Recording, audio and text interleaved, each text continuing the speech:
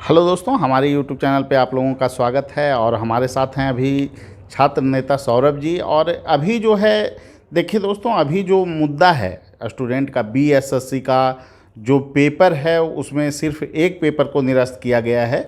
तो ऐसे में छात्र काफ़ी परेशान हैं और परीक्षा लेने की बात जो है कि 5 मार्च को की गई है। तो सौरभ जी, सबसे पहले आपसे यही बात रखना है कि क्या गुंजाइश लगती है, आप लोग की आगे की रूपरेखा क्या है? निश्चित रूप से रैंकर्स व्यू क्लासेस और नियति पीसीएस दोनों का हम तहे दिल से शुक्रिया अदा करते हैं कि एक बार फिर से मुझे मौके दिए अपने मंच पर आने का, लाने का। आपने कहा ना कि जो बीएसएससी का सचिवालय सहायक की परीक्षा है और जो 23 की प्रथम पाली की जो रद्द की गई है वो 5 मार्च को निर्धारित है। निश्चित रूप से छात्रों के बीच उपापोह की स्थिति है। जो 4 जनवरी को महाआंदोलन था, उसके बाद लगातार लगभग ऐसा लगा कि आंदोलन अब समाप्त सा हो गया है, लेकिन ऐसी बात नहीं है। किसी तथाकथित नेता द्वारा ये कहा गया कि नहीं आंदोलन होगा और फिर बीच में वो गायब हो गए। लगातार कहाँ थे नहीं थे पता नहीं। तो लगातार इस तरह की बातें सामने आई। उसके बाद एक हुआ कि नहीं आंदोलन तो होगा, क्योंकि अभी भी विद्यार्थियों की मांग थी, अभ्यर्थियों की मांग थी। 9 लाख अभ्यर्थी अभी भी इंतजार कर रहे थे कि सरकार और आयोग की तरफ से कोई नोटिस आएगा कि छात्रों के हित में, परंतु छात्रों के हित में न फैसला होते हुए तब अभ्यर्थियों ने एक प्रोटेस्ट शुरू की और बैठक शुरू हुई। और तमाम चीज़ों पर लेकर आपने देखा कि जिस प्रकार की बातें हो रही थी कि अब लगता है कि आंदोलन नहीं होगा। लेकिन हम लोगों ने फिर से, अगर किसी को ये लगता है कि मेरे जाने के बाद या उसके रहने से ही आंदोलन होगा, तो ऐसी कोई बात नहीं है।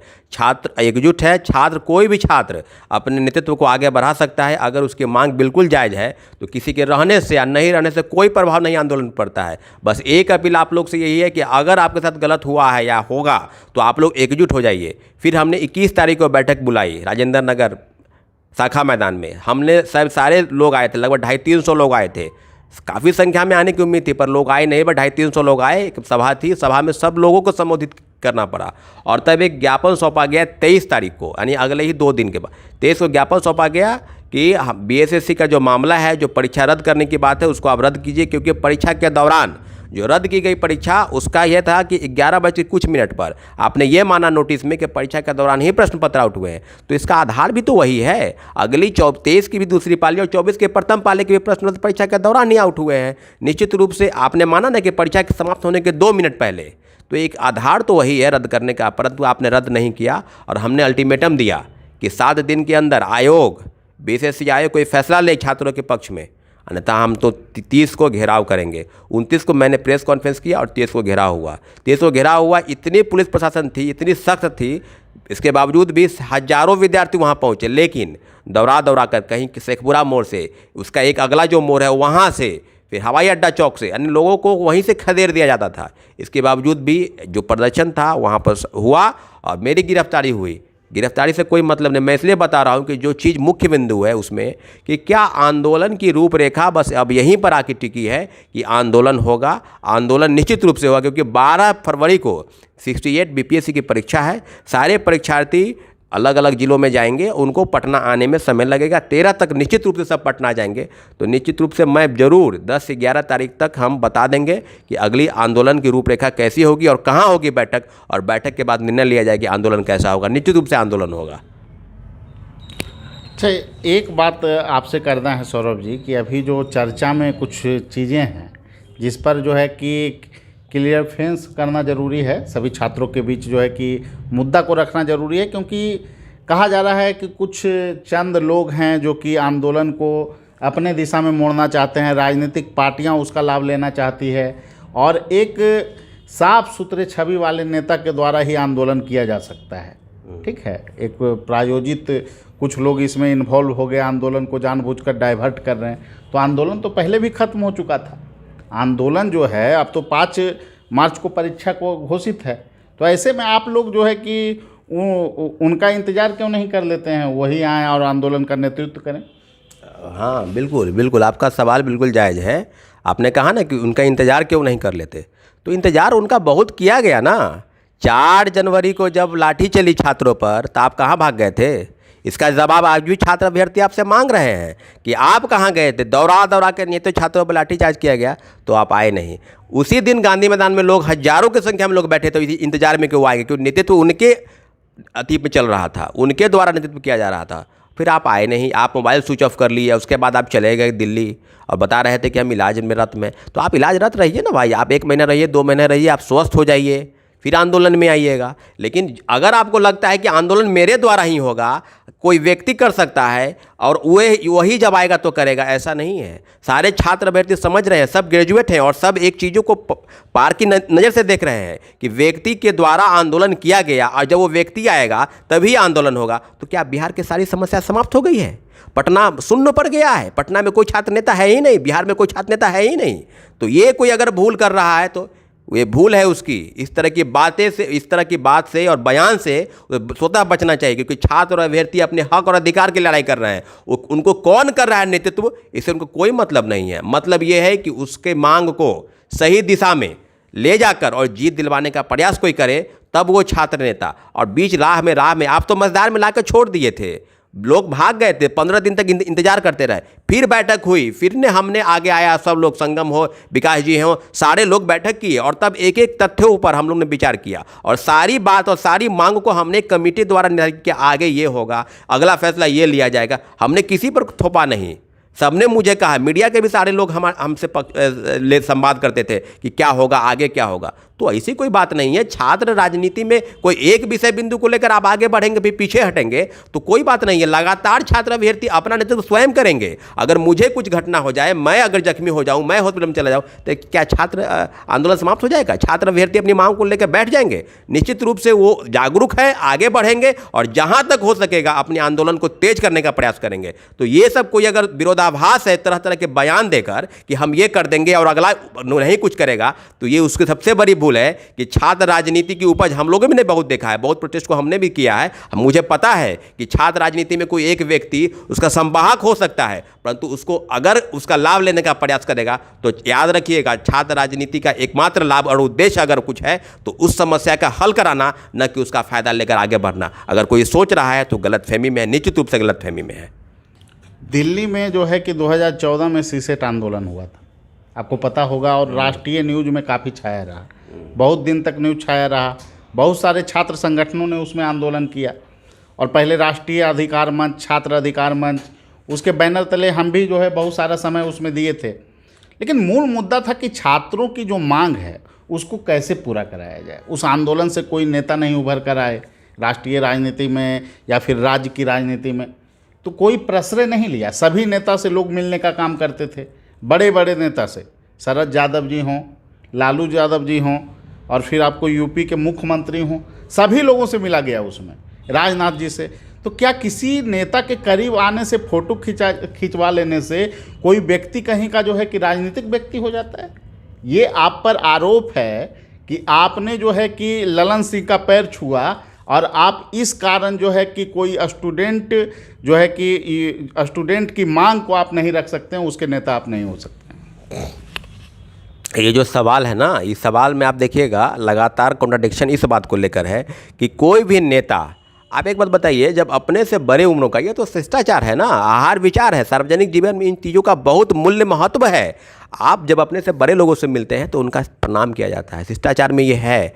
और सीसेट की बात की, मैं तो बहुत खुशनसीब हूँ, मतलब मुझे प्राउड फील हो रहा है कि जिन्होंने सीसेट आंदोलन को एक रूपरेखा दिया, आज वो व्यक्ति मेरे साथ है और मेरे बातों को, हमने एक मित्रवत संबंध बना। हम ही जानते थे कि फलना नाम का व्यक्ति दिल्ली में आंदोलन कर रहा है, हम जानते थे, लेकिन हम ये नहीं जानते थे कि आज न कल उनसे मुलाकात हो जाएगी। और मुझे पटना में मुलाकात हुई। निश्चित रूप से मैं जानता था कि पटना में रहमान सर और कुछ शिक्षकों द्वारा चल रहा था, लेकिन दिल्ली में जो व्यक्ति आंदोलन कर रहा था उन्हीं के नाम के बहुत बड़े शख्स हैं और भी लोग हैं यहाँ पर, आप बता रहे थे, तो सबसे मेरी मुलाकात हुई। तो ऐसा नहीं है, सीसेट आंदोलन जो हिंदी भाषी छात्रों के लिए गलत निर्णय था, उसमें सारे लोगों से, उस समय के कांग्रेस के नेता राहुल गांधी, सभी लोगों से, शरद यादव हो, आदरणीय शरद यादव जी, बहुत सारे, लालू यादव जी, प्रधानमंत्री आवास से घेरा गया, पार्लियामेंट का घेराव किया गया। तो इन सब चीज़ों का क्या महत्व नहीं है? पूरा देश देख रहा था ना भाई। और पटना में भी जो आंदोलन हो रहा है, अभी जो आंदोलन हो रहा है, वो भी सब अभ्यर्थी देख रहे हैं, छात्र देख रहे हैं, मीडिया के लोग देख रहे हैं कि आंदोलन का भी 100 से हो या 1000 से हो, विरोध होता है। अब रही बात कि किसी एक अधिकार को लेकर पेटेंट करवा लेना कि फलनामा चीज़ मेरा ही है, तो ये कोई नहीं सोचे कि मेरा है। बीएसएससी हो या बीपीएससी हो, तमाम बिंदुओं पर अगर आप चाहते हैं पटाक्षेप करना। तो एक एक बिंदु पर हमने बहुत सारे आंदोलनों को देखा है, लेकिन हमने कभी दावा नहीं किया कि हमने किया, हमने नहीं किया ना भाई। छात्रों की मदद के लिए छात्र मेरे साथ आए और हमने उनके साथ आगे समस्याओं का समाधान किया। तो अगर आपको लगता है कि अगर बात है मेरी बातों का अगर खराब आपको लगता है तो आप आ जाइए ना सीधे सामने सामने। एक एक बिंदु पर तथ्यात्मक बातों को हम रखेंगे और जानकारी मेरे साथ पूरा है, एक एक चीज पर रखेंगे, क्योंकि सबका प्रमाण है मेरे पास, लेकिन प्रमाण दिखाएंगे नहीं। कोई व्यक्ति कह दे कि प्रमाण दे दो तो सार्वजनिक नहीं करेंगे, लेकिन जब जरूरत पड़ेगी तब जरूर देंगे, और समय जब पड़ेगा तो जरूर देंगे। इसलिए किसी भी चीज़ की ये मत बताइए कि हमने ही किया और मेरे द्वारा ही होगा संभव, तो ये गलत फहमी में है। कोई भी व्यक्ति नहीं कर सकता है। छात्रों की मांग है, छात्र एकजुट हैं तो निश्चित रूप से समस्या का समाधान होगा। आप तमाम चीज़ों पर हम बिंदुवार जो भी विषय आएगा हम सब पर रखेंगे, निश्चित रूप से करेंगे। आप प्रश्न कीजिएगा, हम उसका निश्चित रूप से जवाब देंगे, परंतु इस तरह की बातें नहीं होनी चाहिए कि तरह तरह के तथ्यात्मक जो झूठे आरोप हैं, इस तरह के आरोप से कुछ सिद्ध नहीं होने वाला है। छात्र अपनी मांग के लेकर लगातार आज बैठे हुए हैं कि हमारी समस्या का समाधान होना चाहिए। उस समस्या का समाधान कोई भी करे, किसी भी चाहे मुख्यमंत्री जी के पास जाना पड़े, चाहे तेजस्वी यादव का पैर भी पकड़ना पड़े तो मैं पकड़ूंगा। अगर आपको पकड़ने में शर्म है तो कोई बात नहीं, लेकिन मैं पकड़ने को तैयार हूं। अगर कहेंगे तो मैं पैर पर सूत जाऊंगा, लेकिन ये नहीं कि फलनामा के साथ चिल्लामा। राज्य के मुख्यमंत्री नीतीश कुमार है मुखिया, तो उनके समक्ष ही समस्या का समाधान होगा। एक एक बिंदु, एक एक चीज़ों को देखते हैं। बाद में कोई मुख्यमंत्री बने तो मुझे उनसे हमको निवेदन करना पड़ेगा, न कि एमपी के और राजस्थान के मुख्यमंत्री से। तो निश्चित रूप से सब बिंदुओं पर हमने बिंदुवार अगर प्रश्न करेंगे तो उसका हम निश्चित रूप से जवाब देंगे। देखिए, सबसे बड़ा बात ये होता है, देखिए सीसेट मुद्दा जो था उसमें क्वालिफाइंग किया गया, छात्रों के जो मांग थे सारे मांग को मान लिया गया लगभग, ठीक है। कुछ मांग था जो उसको नहीं माना गया, वो तो हर आंदोलन में होता है, लेकिन लगभग जो है मांगों को मान लिया गया। वो अलग बात है कि हिंदी मीडियम का अभी भी परफॉर्मेंस खराब है, इसके लिए सुधार होना चाहिए। वो मांग जो है कि अभी भी छात्रों संगठनों के द्वारा जारी है। एक मुद्दा ये है सौरभ जी कि हम जो है कि बहुत सारा जो मुद्दा है, जैसे 2000 आप देखे होंगे कि 67वीं बीपीएससी पेपर लीक हुआ, बहुत अच्छी बात है, उन्होंने बातों को रखा और सबसे पहले सार्वजनिक किया। मैं सराहना करता हूँ इन मुद्दों को लेकर, जो उन्होंने काम किया वो काफ़ी दिलेर वाला काम था, और निश्चित रूप से मैं यह मानता हूं कि वो एक अच्छे जो है कि छात्र नेता हैं, इसमें कोई दो मत नहीं है। लेकिन इस तरह की टिप्पणी करना जिससे कि छात्रों के आंदोलन को ही नकारात्मक जो है कि परिदृश्य पैदा हो, तो इस पर तो बात रखना जो है कि ज़रूरी हो जाता है। एक ये भी मुद्दा उठ रहा है कि उम्र सीमा मुद्दे पर जो है कि पैसा की मांग की गई, और उम्र सीमा के मुद्दे पर पैसा की मांग क्यों की गई, अब इसके लिए तो अब जो है कि इसमें कहा गया है, हम पे भी आरोप है कि जो है कि वीडियो बनाते हैं और जो है कि प्रायोजित वीडियो रहता है, मनगढ़ंत बातें कही जाती है।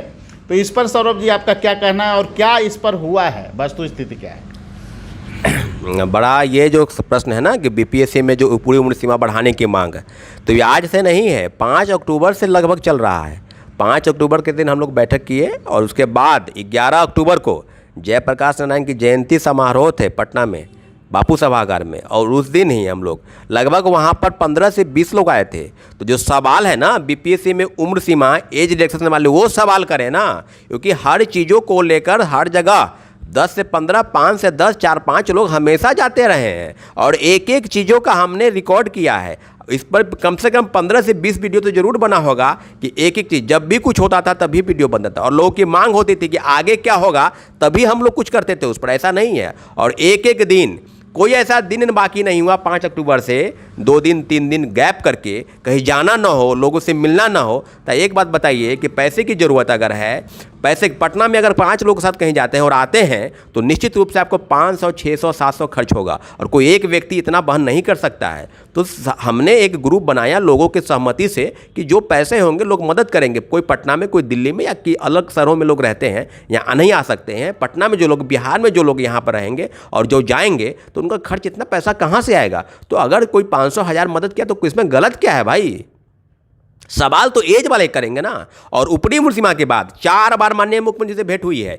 11 तारीख को ही दिन हमारे एक मित्र साथी मुख्यमंत्री जी के साथ हम लोग बात किए, और मुख्यमंत्री जी ने तुरंत उसे कहा कि आज हम इसको देखते कि तमाम देश के तमाम राज्यों की पीसीएस में अगर ऊपरी सीमा बढ़ाई गई कोविड काल के दौरान, तो बिहार में बढ़ाने का क्यों क्या मतलब नहीं है, क्यों नहीं बढ़ेगा बिहार में। इन सारे बिंदुओं पर रात में बैठक हुई अन्य मार्ग में, और बैठक हुई और एक उच्च स्तरीय बैठक हुई। उसमें पार्टी के तमाम बड़े जो अधिकारी हैं, बड़े पदाधिकारी, सब लोग शामिल थे और आला अधिकारी भी शामिल थे। मुझे जानकारी है कि जो दीपक प्रसाद मुख्यमंत्री के प्रधान सचिव हैं वो भी थे, मुख्य सचिव को भी जानकारी दी गई। तो तमाम चीज़ों को लेकर हमने लगातार प्रयास किया। माननीय अशोक चौधरी से बात भेंट हुई, अभी जो मंत्री हैं लगातार उनसे बातचीत हो रही है। तो इन सब चीज़ों पर, और पता नहीं कहाँ कहाँ कितने बार अधिकारी से गए और सचिवालय हम लोग कितने बार गए। तो हर चीज़ का हम आपको प्रमाण नहीं ना देंगे, प्रमाण जो मांगेगा उसको देंगे, भूख जिसको लगा हुआ ना खाना उसको देंगे। आपको क्यों प्रमाण दे भाई। लेकिन आपने सवाल किया तो आपको बता दें कि प्रमाण मांगने का अधिकार जो है ना, एज वाले जो ऊपरी सीमा वाले हमारे भाई हैं वो मांगेंगे, हमारी बहन मांगेंगी तो उनको दिया जाएगा। प्रमाण के रूप में सब रखते हैं, हो सके बाद में प्रमाण मांगे तो फोटो है ना, फोटो है, मुख्यमंत्री जी से भी मिलने का फोटो है, अशोक चौधरी से भी मिलने का फोटो है, बी चौधरी से भी मिलने का फोटो है, और तमाम चीज़ों का एक एक चीज़ का बिंदुवार चीज़ है। और एक बात आप जान लीजिए, देर हुआ है पर अंधेर नहीं हुआ है। एज रिलैक्सेशन आपको आज न कल मिल के रहेगा। मुख्यमंत्री, मुझे जो जानकारी है कैबिनेट में पास नहीं हुआ है, लेकिन वो सचिवालय से मुख्यमंत्री आवास चला गया है मंजूरी के लिए, साइन होगा फिर कैबिनेट में आकर मंजूरी मिल जाएगा। अगर आपको लगता है कि नहीं मिलने वाला है तो कोई भ्रम में रहे। ये ऊपरी उम्र सीमा में हम अभी तक इस पर एक महीने से इसलिए नहीं बोल रहे थे क्योंकि लगातार कुछ हो नहीं रहा था। मुख्यमंत्री जी अपने यात्रा के दौरान, समाधान यात्रा के दौरान पटना से बाहर रहते थे, लगातार सारे अधिकारी उनके साथ रहते थे, सारे जो मिनिस्टर है बिहार के तमाम लोग उनके साथ रहते थे। तो फिर मुलाकात कैसे होगी, किन लोगों से हम मुलाकात करेंगे। तो अभी 15 जनवरी के बाद निश्चित रूप से 15 जनवरी तक वो समाधान यात्रा समाप्त हो जाएगी, सब लोग जाएंगे मिलने। और मुख्यमंत्री जी जब संज्ञान में ले लिए हैं तो निश्चित रूप से बीपीएससी में ऊपरी उम्र सीमा बढ़ेगी।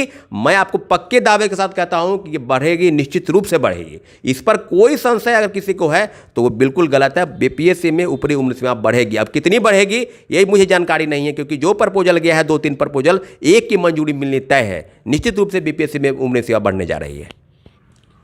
तो सौरभ जी, एक क्वेश्चन और है कि डबल शिफ्ट जब बीपीएससी का हुआ था, डबल शिफ्ट जो है कि एग्ज़ाम कराने की बात थी, तो उसमें विरोध तो बहुत सारे लोग किए, बहुत सारे लोग ने छात्रों को आगे आने के लिए कहा। और फिर उस दिन जो है कि जो घटना हुआ था, जो बहुत हाइप हो गया, जिसमें जो है कि बताया गया कि जो है कि आंदोलन जो है कि असफल भी हो जाता, क्योंकि छात्र नेता तो गिरफ्तार कर लिए गए थे, थाना चले। उसके बाद आंदोलन में हुआ क्या था? आप तो लगातार हमसे फ़ोन कर रहे थे, आप खुद बताइए कि क्या क्या उस दिन हुआ था, क्योंकि ये मैसेज छात्रों के बीच जाना चाहिए। जब दावा किया जाता है कि मैं ही एक स्टूडेंट लीडर हूँ, तो सच्चाई को रखना सामने ज़रूरी है। और इस ढंग से घमंड करना कि मैं किया, मैं सीसेट आंदोलन में बहुत सारे लोग किए, किसी को घमंड नहीं था। मुख्य आपको जो है कि राहुल गांधी से मिलना, पीएमओ को घेराव करना, राजनाथ जी से मिलना, हर लोगों से मिला गया, लेकिन किसी को इतना घमंड नहीं हुआ। बिहार में इस तरह से चीज़ें चल रही है कि मैंने किया, अरे हजारों छात्र नहीं आते तो आप क्या कर लेते इस मुद्दा पे? छात्रों के भीड़ के न रहने पर छात्र आंदोलन का औचित्य ही क्या हो जाता है, ये तो समझना चाहिए ना। और इस ढंग से आप टिप्पणी कीजिएगा तो ये तो आप खुद मजाक बन रहे हैं। एक कोचिंग संस्थान कौन सी संस्थान होती है? वहाँ छात्रों को शिक्षा दी जाती है। इंटरव्यू में गलत होगा तो हम लोग विरोध क्यों नहीं करेंगे? कोचिंग संस्थान क्यों नहीं छात्रों के मुद्दे को रखेगी? अगर नहीं रखेगी तो कौन रखेगा? तो ये बहुत बड़ा मुद्दा है। और उस दिन हुआ क्या था सौरभ जी, आप पूरा बात को सामने रखिए, क्योंकि ये छात्रों के बीच जाना जरूरी है। निश्चित रूप से ये जो सवाल है ना, उस एक एक बिंदु पर हम आएंगे। 67th में जब ये पेपर लीक हुआ, पेपर लीक के बाद फिर दोबारा परीक्षा आयोजित होने की बात हुई, तो उसी के बीच में हुआ कि परसेंटाइल लागू करेंगे, यानी एक से ज़्यादा पाली में परीक्षा आयोजित करने की बात आदरणीय चेयरमैन, उस समय के जो चेयरमैन बने अतुल प्रसाद जी द्वारा किया गया। लगातार हम लोग मिले, हम लोग 3-4 बार मिले कि नहीं सर, बीपीएससी परसेंटाइल लागू नहीं होना चाहिए, क्योंकि एक से ज़्यादा शिफ्ट में जैसे ही परीक्षा होगी तो 120 प्रश्न जो हैं, 150 प्रश्न जो हैं वो निश्चित रूप से ज़्यादा वो हो जाएंगे। और जब 300 प्रश्न हो जाएंगे तो ये फिर लागू कैसे होगा? यहाँ तक 150 प्रश्न पर ही वो बात होनी चाहिए। तो नहीं हम तो लागू करेंगे, तुम कुछ भी कर लो, जहाँ भी जाना है चलो। उसी दे बोलते थे कि तुमको मुख्यमंत्री जी से मिलना है तुम मिल ले, उसके अलावा हम किसी का सुनेंगे नहीं। निश्चित रूप से जो आंदोलन हुआ, 21 अगस्त को आंदोलन हुआ, पटना कॉलेज से लगभग मुझे जानकारी 10,000 से कम छात्र नहीं होंगे उस आंदोलन में। छात्र और छात्राएं, मेरी बहनें, लगभग 200 से 300 हमारी बहनें थी, और सबने पटना कॉलेज होते हुए, NIT मोड़ होते हुए, मुसल्लापुर हाट होते हुए, खान सर के कोचिंग होते हुए, भिकना पहाड़ी मोड़ होते हुए, गोपाल मार्केट ऐसे होते हुए, और हम लोग गांधी मैदान गए। छात्र एकजुट इसलिए थे, और लगातार ये कहा जा रहा था कि सबको BPSC ऑफिस जाना है। हमने वहाँ पर, हम लगातार गांधी मैदान से जब आगे बढ़ रहे थे तो पुलिस द्वारा कभी इधर कभी उधर बताया जा रहा था कि इधर चलना है तो उधर चलना है। हमने जो DM का ऑफिस है वहाँ से हमने इधर जाने के लिए इसलिए कहा जा रहा था कि JP गोलंबर जो है जयप्रकाश का, वहाँ पर लोगों को घेर के बैरिकेडिंग किया गया था। हमने उस पुलिस को, आप देखे होंगे वीडियो में, हमने उसको नकारते हुए हमने कहा कि नहीं, हम आपकी बात नहीं करेंगे, हम इधर चलेंगे। और हम फिर इधर गोलघर होते हुए, मंदिरी का एरिया होते हुए, हमने लगातार वहाँ तक हम गए, इनकम टैक्स गोलंबर, IT गोलंबर। और जब IT गोलंबर से मुझ पर भी लाठीचार्ज हुआ, जब IT गोलंबर से आगे बढ़े तो हमारे मित्र जो छात्र नेता हैं उनकी गिरफ्तारी हो गई 12:30 बजे।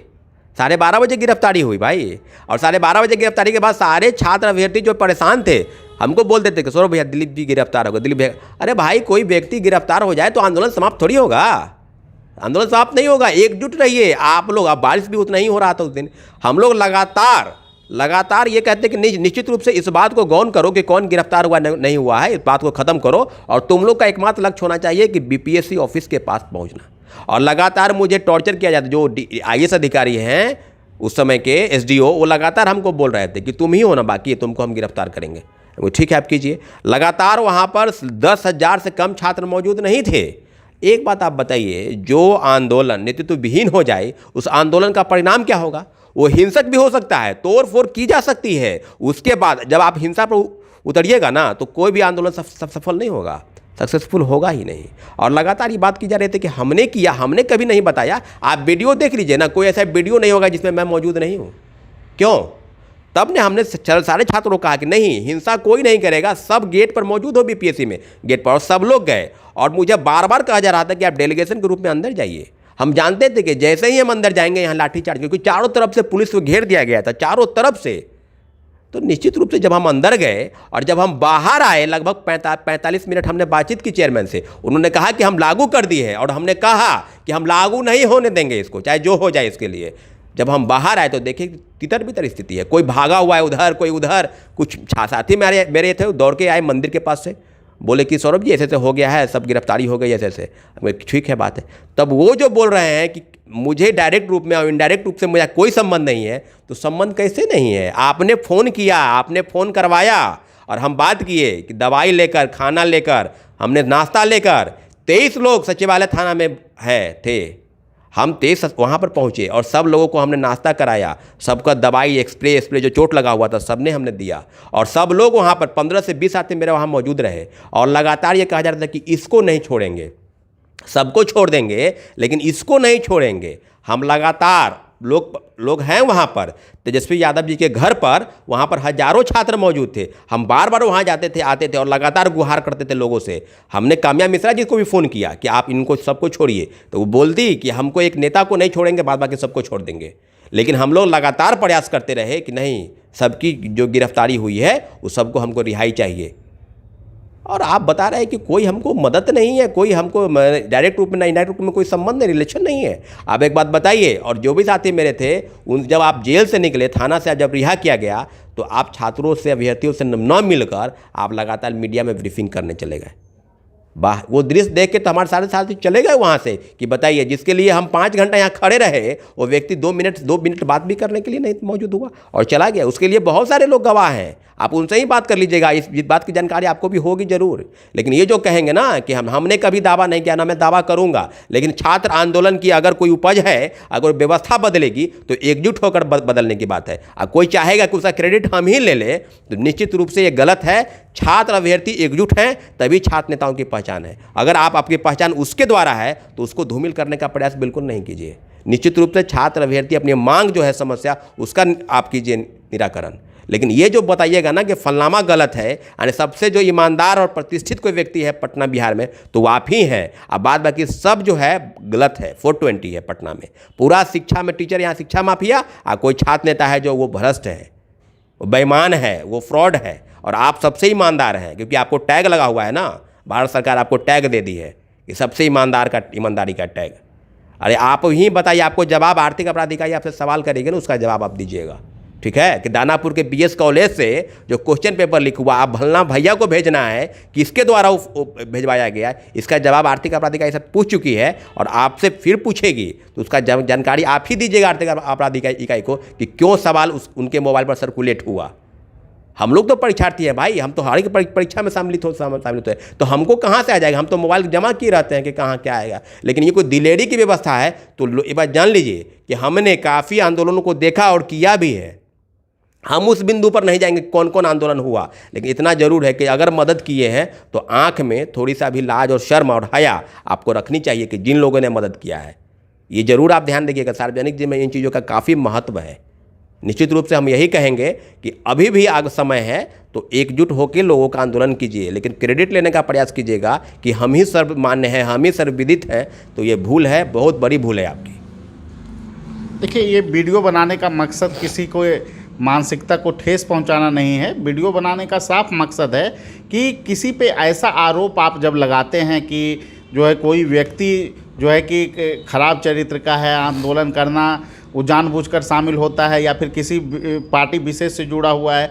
जो ललन सिंह के साथ जो फोटो है उसकी वास्तविकता मैं बता देता हूँ। उस मुद्दे पर जो है कि आपको एग्ज़ाम बीच में रखा गया था, आपको जो है कि यूपीएससी के बीच में एग्ज़ाम रखा गया था, तो मैं ही सौरभ जी को बोला था कि उनसे मिलिए और सारा बात उन्होंने कहा और फिर बोला कि मुख्यमंत्री जी को हम याद भी दिला देंगे, ललन जी ये बोले थे। तो बताइए कि क्या वो मिलना भी गलत था? वो फ़ोटो जो वो डाले हैं उस पर जो आ रहा है कि वो फ़ोटो क्यों डाले, राजनीतिक पार्टी से सैकड़ों फ़ोटो हम लोग का आता था। उस समय तो हम फ़ोटो भी नहीं लेते थे, पप्पू जी के साथ, शरद जी के साथ, राहुल गांधी जी के साथ, कितना फ़ोटो था सीसेट वाले में।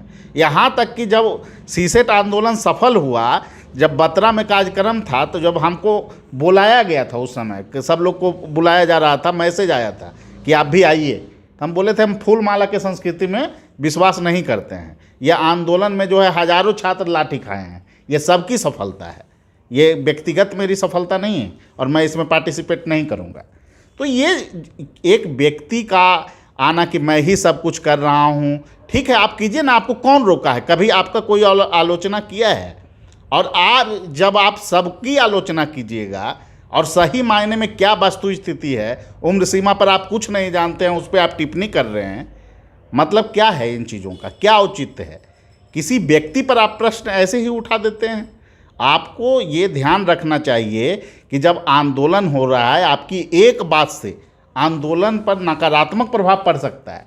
आपने जो है कि इस तरह से जो बीएसएससी के छात्र हैं जो दिग्भ्रमित हो रहे हैं, उस पर कैसे एकता बनाई जाए, कैसे छात्र संगठन को एक मंच पे लाया जाए, कैसे आगे की रूपरेखा बने, इस पर बात है। क्या आपका ये व्यक्तिगत आंदोलन है?